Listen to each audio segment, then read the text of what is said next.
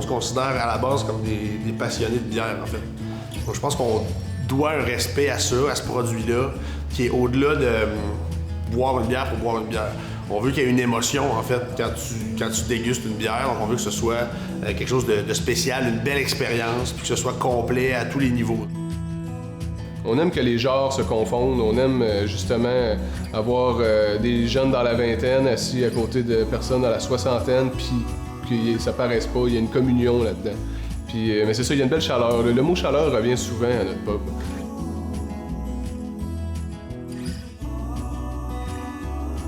C'est toujours une fierté de savoir que les gens apprécient ta bière. Il y a une belle création là, à travers la production de bière là, qui est très intéressante. Pourquoi pas susciter, éveiller le plus de sens possible en le faisant. Bon, ça revient un peu à dire la vue est belle ici. Donc il y a comme une expérience qui transcende un peu juste la bière en tant que telle.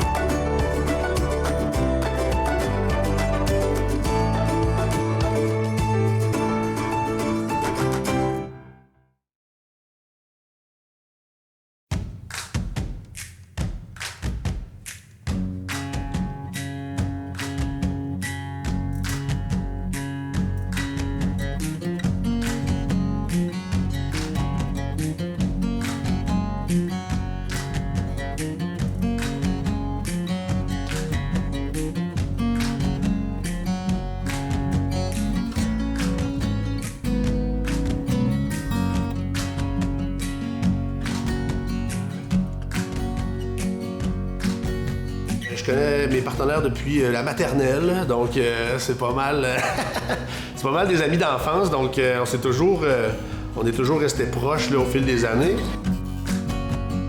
On a toujours grandi ensemble un petit peu. On s'est allé chacun étudier dans notre domaine, par-ci, par-là, mais on est revenus ensemble pour un peu l'amour de la bière. On a commencé à brasser ensemble dans un petit garage qui était chez le père d'Alexandre.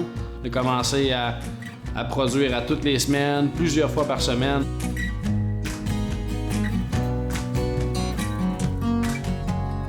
Au début, c'était vraiment pour le plaisir, c'était un hobby, c'était parce que on aimait ça, l'idée de faire notre propre bière. C'est ça, ça revient beaucoup moins cher de faire sa bière à court terme. Bon, ça n'a pas été très long avant qu'on prenne ça vraiment au sérieux, puis l'idée de la microbrasserie s'est dessinée tranquillement. Là. Puis on savait qu'à Saint-Jean-Port-Joli, c'était vraiment un bel endroit pour ça en plus. Là. Nous, c'est ça, c'est notre village natal, aux Trois-Gars.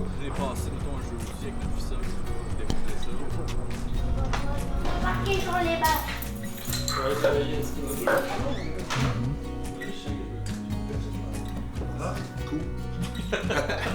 Le bistrot OK, c'est des gens qui ont déjà un resto à Saint-Jean-Port-Joli depuis longtemps, en avant du quai. Donc évidemment, à Saint-Jean-Port-Joli, en avant du quai, c'est quand même un beau spot, là, inévitablement. Donc eux, ils nous ont contactés. Nous autres, on avait déjà annoncé qu'on allait partir, une microbrasserie. On avait déjà l'emplacement de l'endroit où on allait brasser la bière, mais pas où on allait servir la bière. Puis donc, ils nous ont simplement contactés, ils nous ont dit on aurait peut-être quelque chose à vous proposer. Nous, évidemment, on savait qu'il n'y avait pas vraiment de place dans leur restaurant pour nous accueillir. Donc, on s'est dit, bon, on perd rien à aller écouter ce qu'ils vont nous proposer. Mais tu sais, déjà, ils avaient, le matin qu'on s'est rencontrés, ils avaient des plans en 3D de construire un deuxième étage sur leur restaurant pour nous accueillir. Donc, ça, nous autres, on n'avait pas imaginé ça à la base, évidemment, parce que on n'osait même pas imaginer ça dans nos rêves les plus fous, en fait, de se retrouver en avant du quai, en avant du fleuve.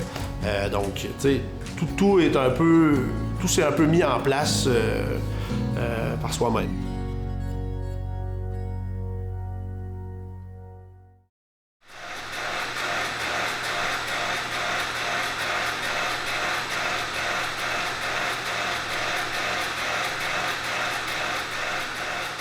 Ça paraît ça assez naturellement. Disons que David a pris le lead sur ce qui est du brassage en tant que tel, là, pour, poste de directeur de production.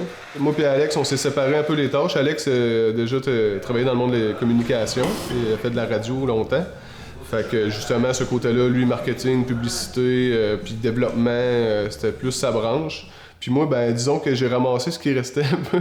Je me suis occupé de la comptabilité pendant 4 ans. Puis la gestion du pub, puis la gestion des employés. Puis toujours en étant un peu être brasseur à travers tout ça. Faut être polyvalent quand on démarre quelque chose.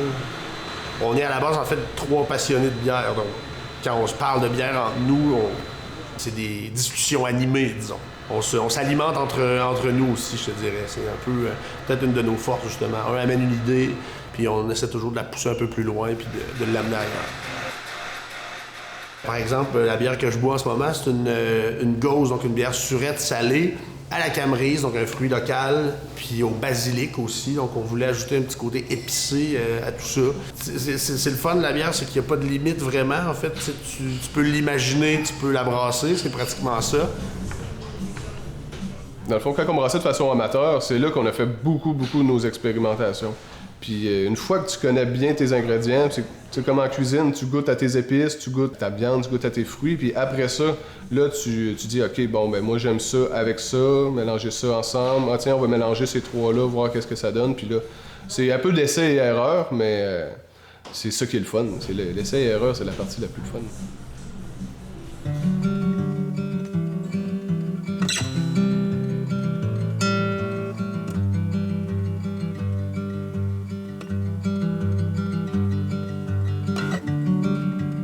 L'amour de la bière, c'est vraiment fait quand que j'ai commencé à brasser, à découvrir vraiment le monde brassicole, plus microbrasserie québécoise avec la pleine saveur de la céréale, un peu la passion là, des artisans. Là. À force d'en faire, on a développé des IPA qui sont très aromatiques, pas très amers. Par exemple, c'est sûr que ça, c'est une saison assez classique dans laquelle on a ajouté du foin, tout simplement, pour donner un côté végétal à la bière. Ça fait ressortir des notes rustiques. La levure de saison va vraiment nous donner un petit côté épicé.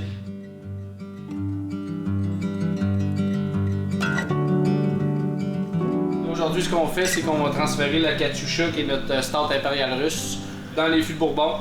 Fait que ça va vieillir pendant 3 mois après ça. On va sortir ça dans le temps des fêtes, là, dans le temps de Noël. Fait que une grosse bière qui commence à 9%, qui va finir, qui va sortir des barils. Elle va avoir environ 11,9% d'alcool.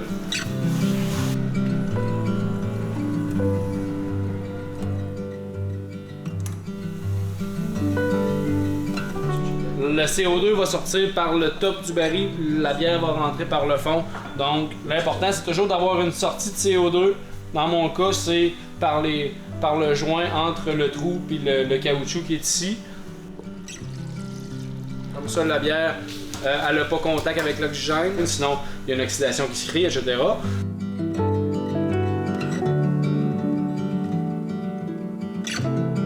Le nom Ralbock, ben, ça vient d'un brainstorming bien arrosé.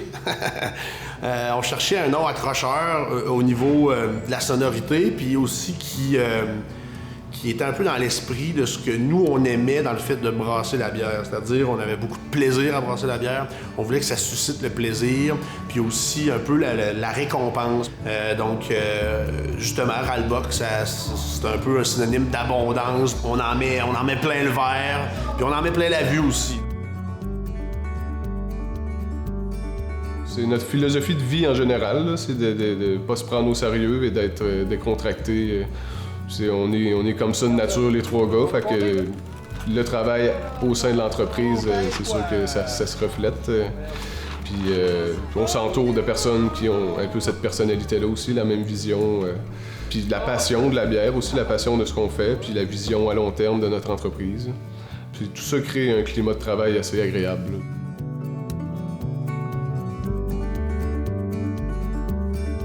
Je pense que le mot d'ordre, c'est un peu le plaisir. Ça a un peu commencé comme ça, en fait, par un hobby. Tu fais pas un hobby si ça te plaît pas, si ça te procure pas du plaisir. Donc on est un peu là-dedans. Donc tant qu'on va se faire du fun avec ça, je pense qu'on va continuer, nous, pour notre part.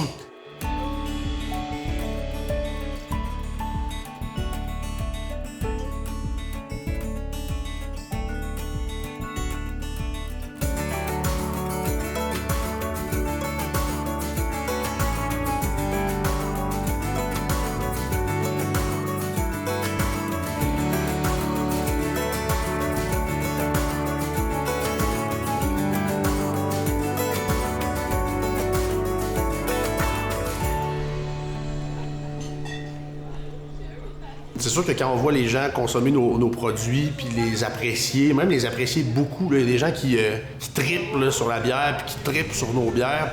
Évidemment, on est fiers parce que ça vient du cœur, tout ça. Là. On met toute notre énergie là-dedans. C'est pratiquement... moi, j'ai 2 enfants. Chacun, on a des enfants, on a des familles. C'est pratiquement un enfant de plus, là, une brasserie. C'est comme un bébé que tu t'en prends soin. Mais au-delà de ça... je pense qu'on se sent juste chanceux de pouvoir faire la job qu'on aime puis pouvoir gagner notre vie avec notre passion, tu sais. On a toujours voulu être un peu les ambassadeurs de Saint-Jean-Port-Joli, mais pour ça, ça prend les moyens de le faire. Donc là, notre bière, présentement, va être distribuée partout au Québec. On entend là, atteindre un 500 points de vente peut-être d'ici la fin de l'année 2019, début 2020. Donc, tu sais, on a le vent dans les voiles, si on veut, puis on essaie de garder le rythme. Ben, même juste le fait de créer des emplois dans une région comme ici, c'est quand même pas rien, là.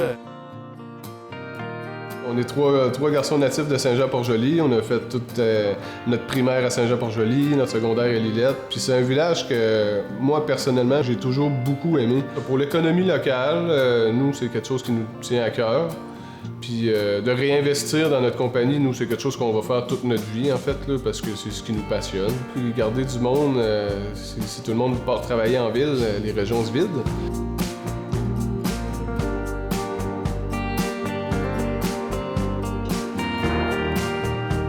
Plusieurs projets, en fait. Présentement, on est beaucoup dans notre usine à la Pocatière, évidemment. On a la possibilité de doubler notre production même là-bas avec les installations qu'on a faites là-bas. On a construit une usine au complet, donc évidemment, on s'est gardé un peu de place pour grossir. Sinon, ben, au-delà de ça, il y a plusieurs bières qu'on veut brasser qu'on n'avait pas le temps de brasser avant parce que justement, on n'avait pas assez de capacité de production. Puis sinon, ben, il y a d'autres possibilités. On peut pas parler de tout ça présentement. Il y a quand même des petites surprises qu'on réserve aux gens au courant des prochaines années. On est jeunes, en fait. On est 3 jeunes trentenaires, début trentaine, en fait. Donc, on a encore de l'énergie à donner en masse.